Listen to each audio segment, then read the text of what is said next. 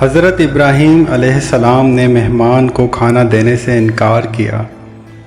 ایک غیر معمولی واقعہ جو وفاداری اور ایمان کی گہرائی سکھاتا ہے۔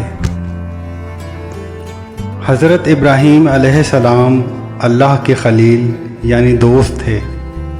ان کی ایک عادت تھی کہ وہ کبھی اکیلے کھانا نہیں کھاتے تھے، ہمیشہ کسی نہ کسی کے ساتھ مسافر، فقیر یا مہمان کو ساتھ بٹھاتے اور پھر کھانا کھاتے۔ ایک دن ایک بوڑھا شخص آپ کے پاس آیا۔ حضرت ابراہیم علیہ السلام نے اسے کھانے کی دعوت دی۔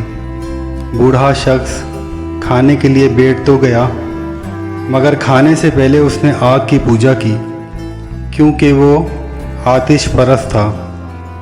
حضرت ابراہیم علیہ السلام فوراً چونک گئے۔ فرمایا، میں ایسے شخص کو کھانا نہیں کھلا سکتا جو اللہ کے سوا کسی اور کی عبادت کرے، اور اسے اپنے گھر سے باہر نکال دیا۔ اسی وقت حضرت جبرائیل علیہ السلام نازل ہوئے اور فرمایا، اے ابراہیم، اللہ تعالیٰ اس شخص کو 70 سال سے رزق دے رہا ہے، حالانکہ وہ آگ کی پوجا کرتا ہے، اور تم صرف ایک کھانے پہ برداشت نہ کر سکے۔ حضرت ابراہیم علیہ السلام کا دل بھر آیا۔ وہ فوراً اس بوڑھے شخص کے پیچھے دوڑے، اسے واپس لائے اور نہ صرف کھانا کھلایا بلکہ محبت و عزت کے ساتھ پیش آئے۔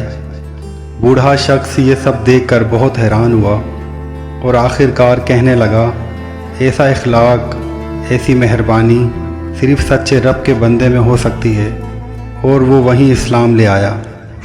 واقعہ ہمیں یہ سبق دیتا ہے، دین میں نرمی، برداشت اور حسن اخلاق دعوت ایمان کا سب سے مؤثر ذریعہ ہے۔